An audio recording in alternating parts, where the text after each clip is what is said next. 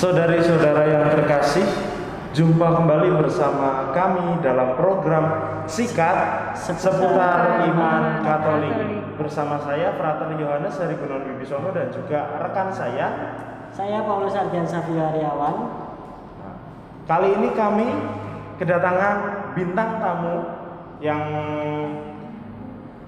melayani, memiliki concern atau istilahnya fokus dalam pelayanan itu juga di bidang kewartaan dan juga dalam bidang kehidupan kekal. Ini masih ada kaitannya sedikit dengan episode yang sebelumnya gitu. Tapi untuk kali ini kita akan lebih mengolah bagaimana soal dinamika batin, perasaannya ketika harus melayani tapi kok dilalah punya pengalaman berahmat. Pengalaman berahmatnya itu apa? Yaitu waktu itu sempat menjadi warga isolasi mandiri seperti itu. Maka mari kita saksikan bersama-sama episode Sikat pada kali ini. Kepada Bapak dan Ibu dipersilahkan untuk monggo memperkenalkan diri masing-masing dari nama, lalu juga mungkin asalnya, lalu keluarganya begitu. Silakan. Terima kasih Frater dan tim Sikat yang telah memberikan waktu kepada kami keluarga. Nama F.X. Parman, sering dipanggil Pak Fran. Saya berasal dari Sleman, tepatnya yaitu daerah Minggir Bonagung, dan saya merantau di Purwokerto sejak tahun 1990 dan saya menjadi guru di SD Santa Maria Purwokerto. Keluarga saya sekarang alamatnya di Jalan Ahmad Yani, Gang 3 RT 4 RW 6 Kelurahan Sukanegara. Kami keluarga diberi istri 1 dan anak 3. Anak yang pertama sudah bekerja di daerah Tangerang, anak yang kedua masih kuliah di Poltekkes Surakarta, dan anak yang ketiga masih di bangku SMA kelas 12 di SMA 1 Purwokerto. Ini perkenalan kami dan mungkin istri mau menambah, monggo. Ya. Perkenalkan, nama saya Paskalia Prihantini, saya biasa dipanggil Bu Lia. Saya istri satu-satunya Pak Fran, mempunyai 3 anak yang tadi sudah disebutkan, dan kami tinggal di Ahmad Yani, masuk lingkungan 7 Santo Fransiskus Asisi. Nah, begitu Bapak Ibu. Jadi Pak Fran dan Bu Lia ini ya Bapak Ibu. Nah, Pak Fran dan Bu Lia, tadi Pak Fran sudah diucapkan oleh Frater bahwa Pak Fran bekerja di bidang pelayanan ya Pak Fran, kewartaan tepatnya. Dan Bu Lia di kehidupan kekal ya Ibu. Nah, sejak kapan terlibat dalam pelayanan di gereja? Mungkin Pak Fran dan Bu Lia bisa dijelaskan atau diceritakan gitu. Terima kasih Mas Ian. Saya mulai kerja di bidang pewartaan itu sejak 9 tahun yang lalu ya, karena waktu itu Bapak Gia Sumartono almarhum itu mohon bantuan saya untuk membantu di bidang pewartaan, dan waktu itu saya membantu di bidang komuni pertama itu 2 periode, dan akhir-akhir ini kami ditunjuk oleh Romo Paroki, Romo Parjono sendiri untuk menjadi kabid di bidang pewartaan. Ini sudah tahun yang ketiga untuk tahun ini. Namun sebelumnya sejak tahun 2002, 2004 sampai 2006 dulu juga sudah kami termasuk di bidang liturgi. Waktu itu saya disuruh bantu untuk di bidang lektor. Itu juga 2 periode. Namun karena waktu itu saya kondisi keluarga anak-anak masih kecil, saya berhenti sebentar untuk di bidang liturgi, maka setelah itu baru kami masuk di bidang pewartaan yang tadi sudah saya jelaskan, yaitu 2 periode waktu ya 9 tahun yang lalu ya berarti ya Mas Ian ya, itu di bidang pewartaan. Dan sejak saya di Purwokerto itu saya dulu memang sudah senang juga dengan anak-anak ngajar di PIA juga. Saya tuh juga sering ikut romo di stasi-stasi, misalnya stasi Haji Barang, stasi Patik Raja, stasi Basen. Nah itu sering ikut bantu-bantu di stasi juga. Itu sejak saya di Purwokerto ini sejak tahun 90-an itu. Memang saya sejak muda itu senang juga terlibat di hidup menggereja lah, untuk memberikan, melayani umat yang mungkin perlu kami layani. Itu sedikit sejarah mengapa saya terjun atau ikut terlibat di dalam bidang pewartaan. Awalnya begitu Mas Ian.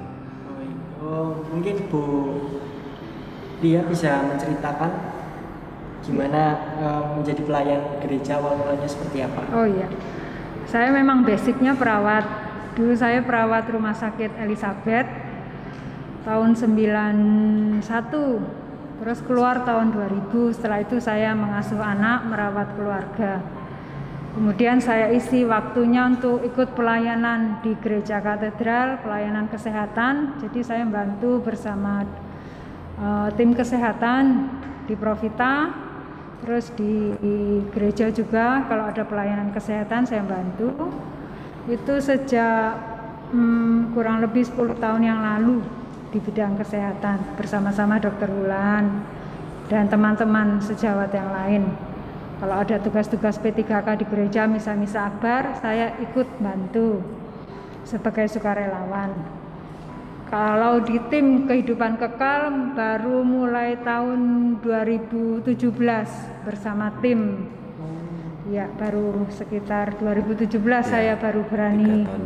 Sesudah anak besar saya mencoba untuk merawat jenazah, merawat yang hidup dan yang mati. Ya. Baik, Bapak dan Ibu, ketika mendengar soal sejarahnya sudah lama sekali ya melayani ya berarti di gereja ya. Itu kan sebenarnya apa kira-kira yang menjadi motivasi Bapak dan Ibu untuk terus-menerus melayani? Pertama itu, lalu yang kedua juga ketika kita mengetahui ini bersama-sama kan sekarang ini sedang pandemi.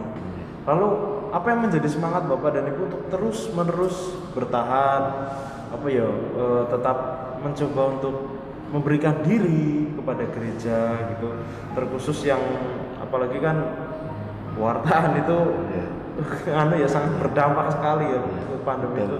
Terus juga yang bagian juga kehidupan kekal pun juga sama sibuknya ya gitu. Monggo mungkin bisa dibagikan terlebih dahulu Bapak atau Ibu dulu. Kalau motivasi saya yang jelas, saya pengikut Kristus ya, yang jelas melayani seperti Kristus sendiri. Kalau saya ada waktu, saya berusaha dan meluangkan untuk apa yang menjadi ajaran Kristus, yaitu supaya orang lain bahagia. Ya saya semampu saya itu ya, supaya orang lain itu merasa bahagia. Sebagai contoh, saya itu paling senang kalau misalnya ada yang baptisan baru, itu merasa bahwa orang yang saya dampingi, yang saya ajari itu sungguh terselamatkan karena sudah menjadi murid Kristus sendiri, yaitu dengan cara dibaptis itu. Maka motivasi saya jelas Yesus sendiri, supaya orang lain itu bisa selamat dan bahagia, itu yang utama itu. Maka semampu saya, karena memang kondisi saya itu biasanya juga apalagi akhir-akhir ini kurang begitu sehat fit, maka saya sebetulnya juga pikiran semacam aduh gimana ya kalau seperti ini terus tapi saya percaya bahwa karena saya kena dampak pandemi COVID ini, maka saya menyerahkan Romo Parjono dan tim di baptisan itu Bapak Efek Mujino. Memang saya agak berpikiran juga kalau baptisan ini tidak ada yang nanti jadi yang dibaptis. Tapi saya selalu tanya juga sekretariat lewat WA dan Romo Parjono dan Pak Mujino, awal-awal saya kena itu ternyata sudah berjalan. Dari yang daftar itu saya dengar ada 4 atau ada 6 lah, itu yang di paroki. Kemudian kalau yang di sekolah kami juga berpikiran, karena saya kebetulan membidangi ini juga, yang ngajar komuni dan yang mendampingi kalau ada yang calon baptis itu. Tapi kebetulan karena saya kena pandemi ini, maka saya minta bantuan dengan teman saya yang di sekolah itu. Pas ini kebetulan ada guru baru yang namanya Pak Luis, itu juga sudah siap mendampingi calon baptis, dan kebetulan dari Santa Maria ada 3 anak. Dan saya juga selalu ngecek juga dengan guru SMP yang sejak awal sudah saya kondisikan juga ada calon baptisan berapa. Ini kami tanya Pak Boni, itu juga ada yang daftar, tapi waktu itu belum tahu persis ada berapa. Kalau yang sudah pasti waktu itu ada 1 orang, tapi kelihatannya ada 2 orang lagi Pak yang mau baptis, tapi belum saya dampingi gitu Pak Boni waktu saya pas kondisi pandemi itu, karena hanya lewat WA. Terus terang aja kami tanya-tanya itu hanya lewat WA, entah lewat sekretariat, entah lewat Romo Parjono sendiri, entah lewat Bapak Mujino dan teman saya itu. Hanya kalau akhir ini memang kami pihak sekolah juga sudah masuk terus, maka di sekolah juga sudah berjalan untuk calon baptis ini. Ada 3 dari SD Santa Maria. Ini yang lain saya belum sempat kontak, seperti yang di Buderan, yang di UHA, yang di sekolah lain sebelum saya kontak juga. Itu untuk motivasi dan situasi yang saya alami pada saat ini, apalagi saya juga berdampak dari pandemi ini. Saya menyambung, kalau motivasi saya, pokoknya yang utama itu saya merawat yang hidup dan yang mati, itu prinsip saya. Basic saya, karena saya perawat, jadi bagaimana walaupun saya tidak bekerja secara kedinasan, bagaimana talenta yang saya punya itu saya berikan ke umat, ke warga, supaya setidaknya ada sedikit saya bisa menjadi berkat buat orang-orang lain. Misalnya di bidang kesehatan, ya saya masih bisa bantu kalau ada umat yang membutuhkan pelayanan atau yang jelas advis dokter. Kemudian situasi pandemi kemarin, saya masih bisa menjadi sukarelawan di PCC, Pastoral Crisis Center. Setidaknya bersama teman-teman PCC, saya membantu umat-umat yang mengalami isoman. Setidaknya dengan tim medis bisa mendampingin mereka. Tapi karena kendala, ya hanya bisa sampai sekitar 1 bulan yang lalu.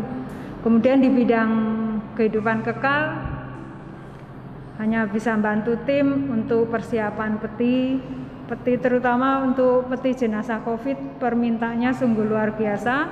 Jadi saya dan tim berusaha bagaimana caranya supaya di saat ada jenazah yang membutuhkan peti, kami tim kehidupan kekal bekerja sama untuk cepat-cepat menghias peti dikirim ke rumah sakit, atau kami juga bisa bantu ke rumah sakit untuk doa arwah pasien-pasien yang COVID sampai ke pemakaman, seperti itu. Oh begitu Bu Lia dan Pak Fran. Nah Pak Fran dan Bu Lia ketika menjadi bekerja di bidang pelayanan pewartaan khususnya, serta Bu Lia menjadi perawat dan di kehidupan kekal. Nah bagaimana perasaannya muncul ketika Pak Fran dan Bu Lia ini sempat dinyatakan positif COVID-19 gitu, gimana Bu perasaannya Pak Fran?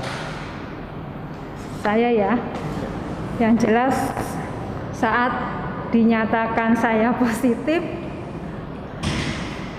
ada rasa tidak terima ya, ada rasa kecewa, ada rasa tidak terima, protes, kok bisa ya begitu, kok bisa, padahal saya sudah prokes, sudah pakai APD, sudah segala macam, dan saya juga di lingkungan rumah RT saya sendiri jadi gugus tugas RT RW, saya selalu disiplin untuk mengingatkan warga masker, cuci tangan.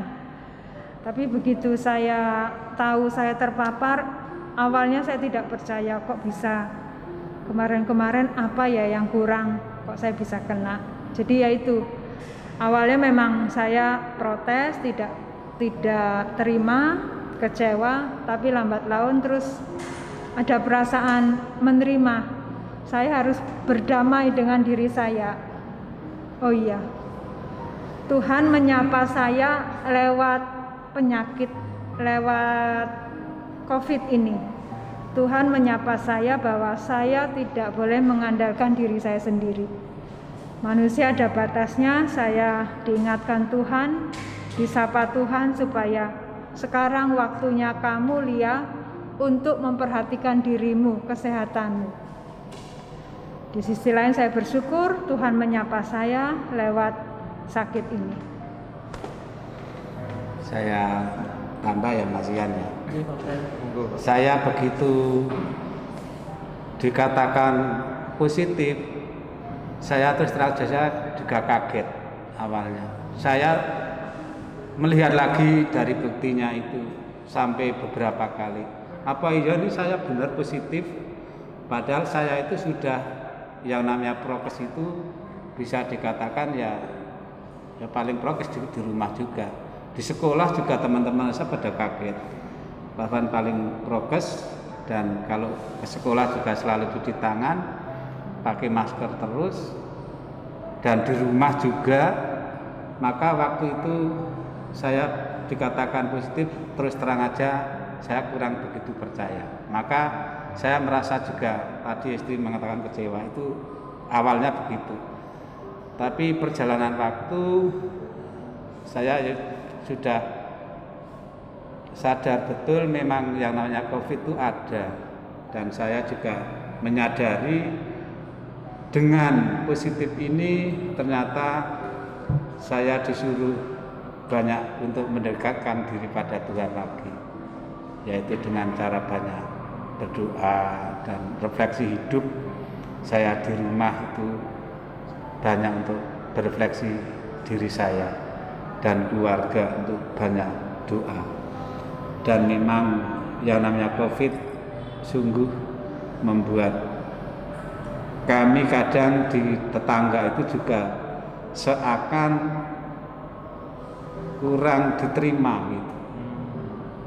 Maka ya agak minder terus terang aja setelah kena COVID ini, karena begitu yaitu dikatakan positif, yang namanya tetangga aduh sama sekali enggak.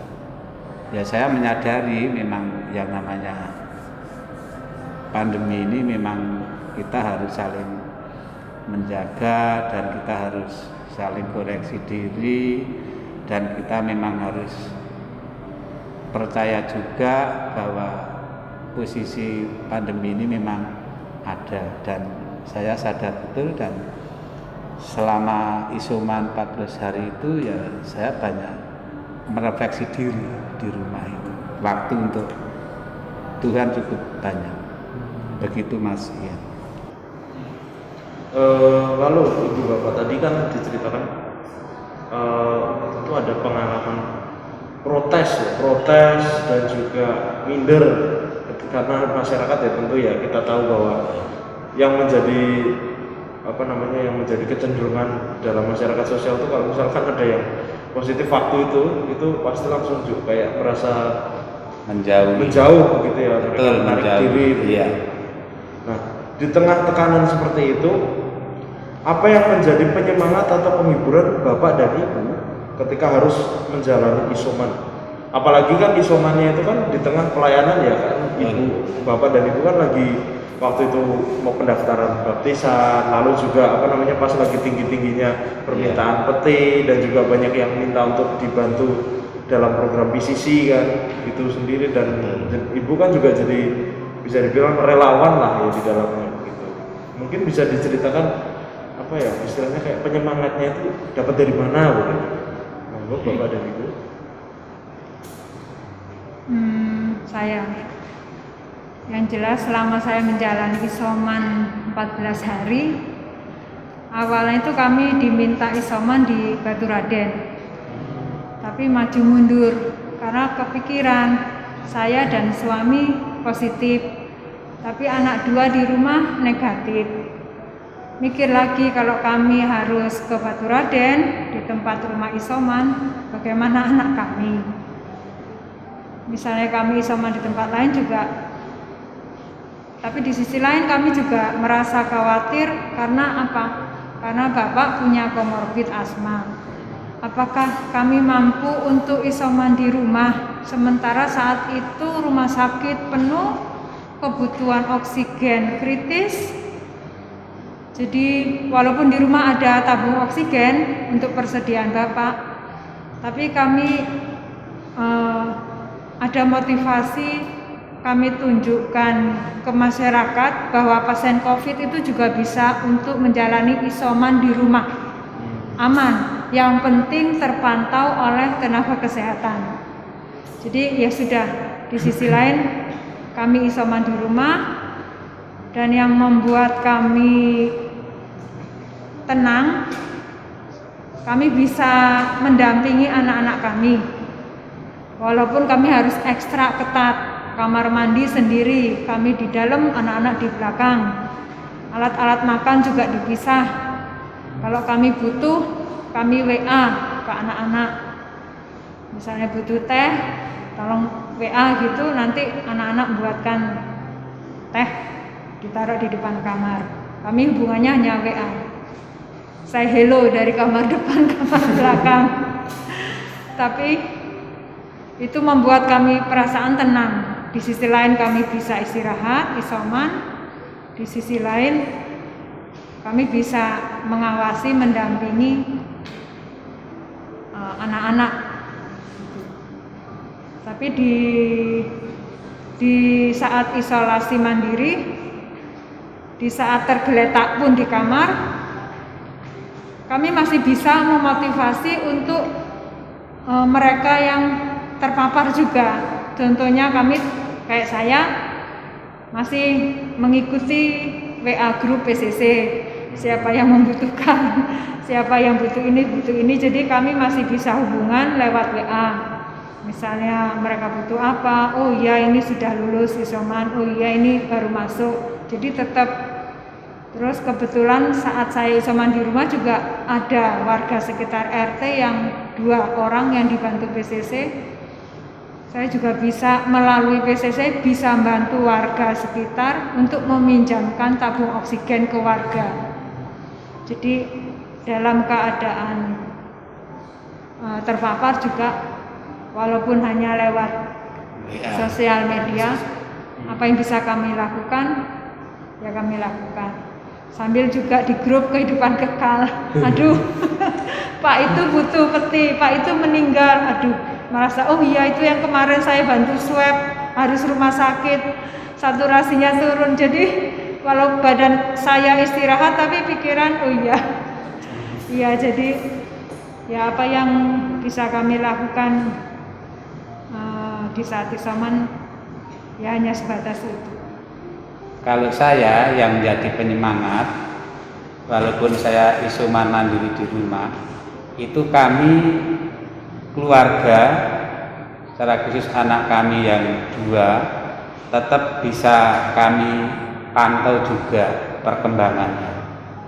Memang tadi istri sudah banyak menjelaskan, karena anak saya itu di kamar depan dan saya dan istri di kamar belakang, maka komunikasinya ya hanya dengan WA itu tadi. Misalnya kalau saya minta minum air hangat, anak saya itu membuatkan, terus ditaruh di depan pintu.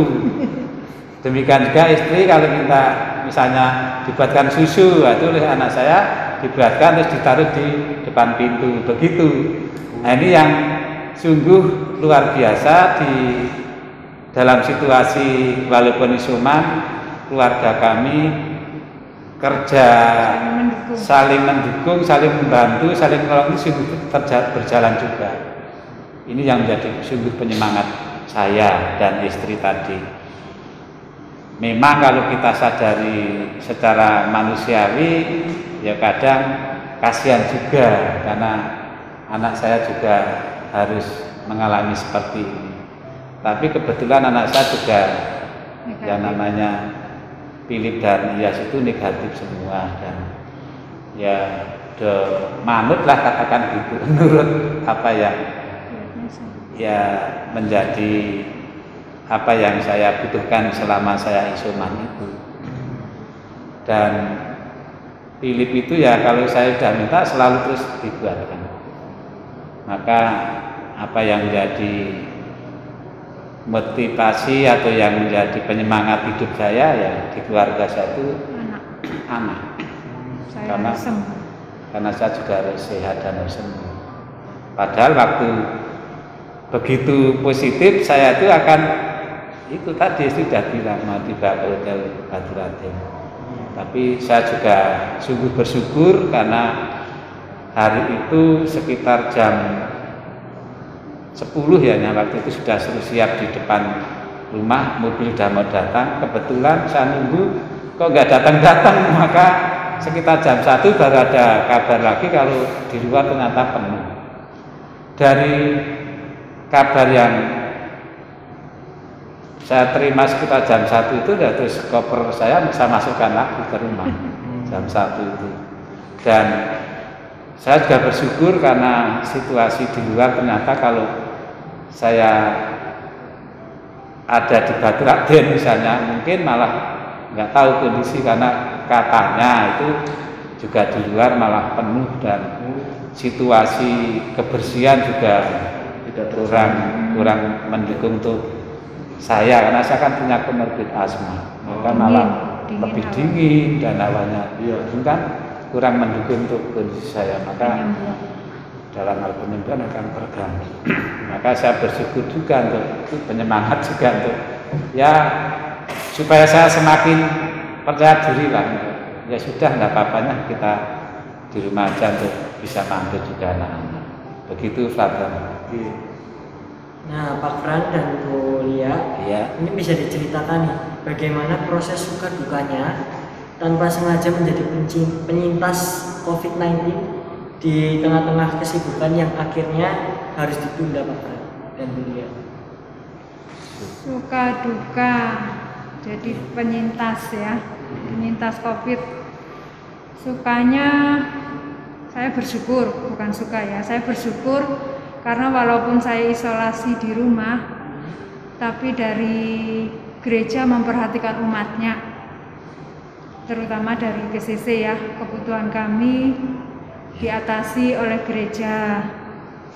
Walaupun kami yang terpapar, tapi gereja lewat PCC memperhatikan anak-anak kami juga.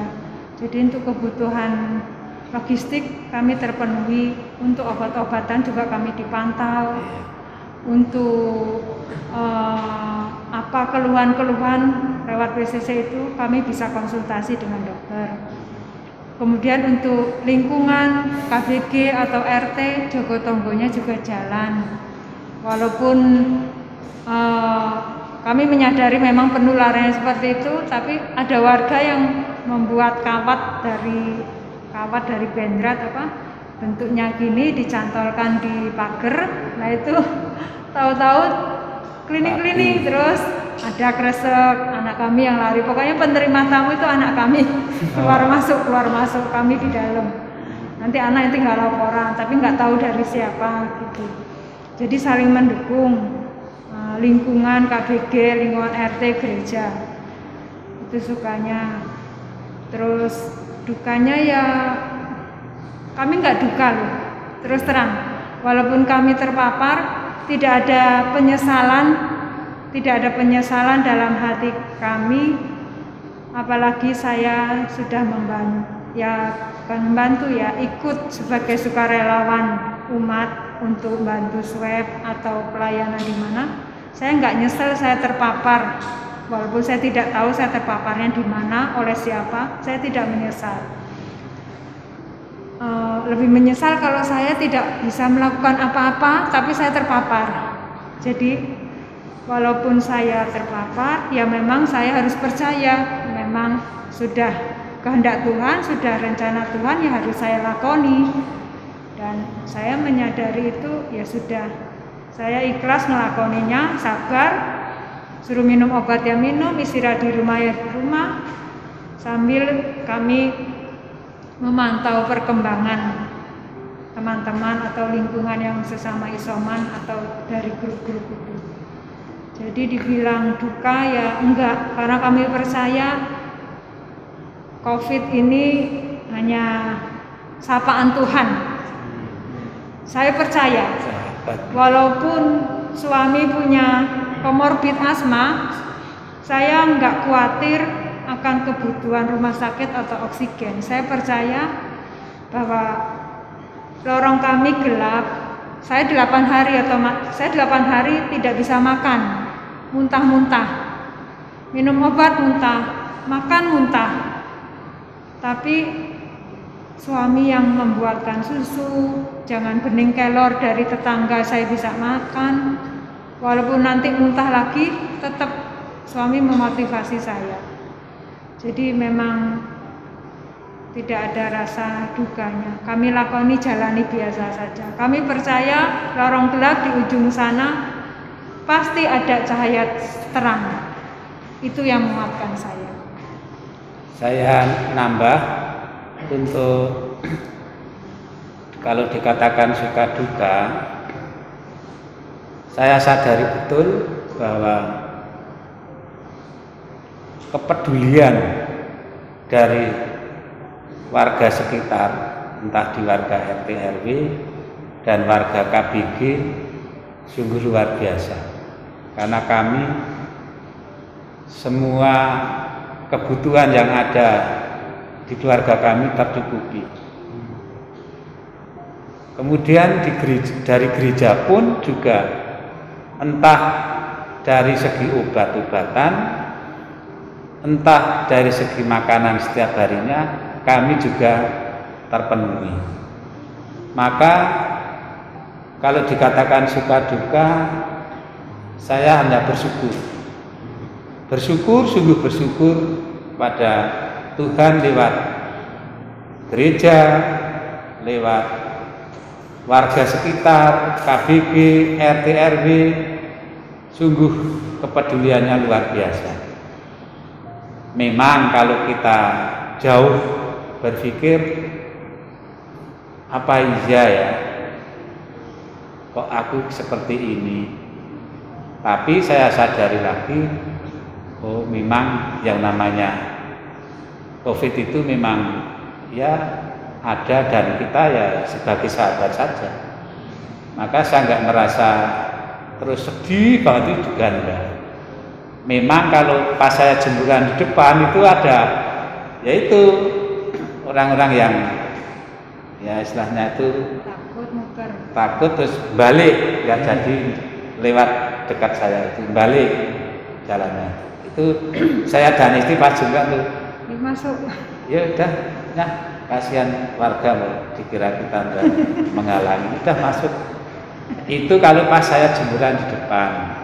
Kalau pas misalnya ya ngasih sesuatu, pasti anak saya yang keluar. Saya nggak berani keluar dan istri. Dan anak saya pasti terus bilang, Pak ini ada kiriman ini, Bu ini ada kiriman ini, terus dimakan bareng kalau pas waktu itu bisa masuk makan.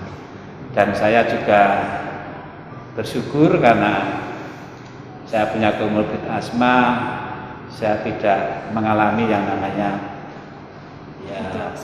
butuh oksigen yang kami alami di rumah. Walaupun kami sudah siap juga karena dokter juga bilang harus siap oksigen kalau suatu waktu sesak yang tidak bisa terbantu. Tapi saya dipantau resitasi itu selalu di atas 90. Saya paling begitu waktu itu 92 ya. Paling rendah 92. Rata-rata 95, 96, 97. Terus seperti itu. Dan hampir setiap jam saya dibantu oleh istri memang memantau resitasi supaya jangan sampai kecolongan. Karena saya punya komorbid asma dan begitu saya sembuh juga sungguh saya bersyukur ternyata Tuhan masih mencintai saya hidup untuk nanti bersama dengan orang lain. Begitu Mas Ian. Baik. Mungkin tadi Pak Fran juga dan Bu Lia juga menyampaikan bahwa kuncinya yaitu bersyukur dan bersyukur di tengah terpaparnya COVID-19. Nah, baik begitu Bapak Ibu, terima kasih serta Bapak Ibu yang telah menyaksikan dan menonton sikat episode kali ini. Terima kasih juga Pak Fran dan sama-sama Mas Ian. Nah Bapak Ibu, nantikan episode sikat selanjutnya yang akan tayang setiap hari Rabu pukul 6 pagi di YouTube Paroki kita, Paroki Katedral Purwokerto. Jangan lupa selalu patuhi prokes kesehatan dan jaga jarak aman serta selalu menggunakan masker. Stay healthy, stay safe, and stay at home. Baik Bapak Ibu, salam sikat, berkah dalam. Berkah dalam.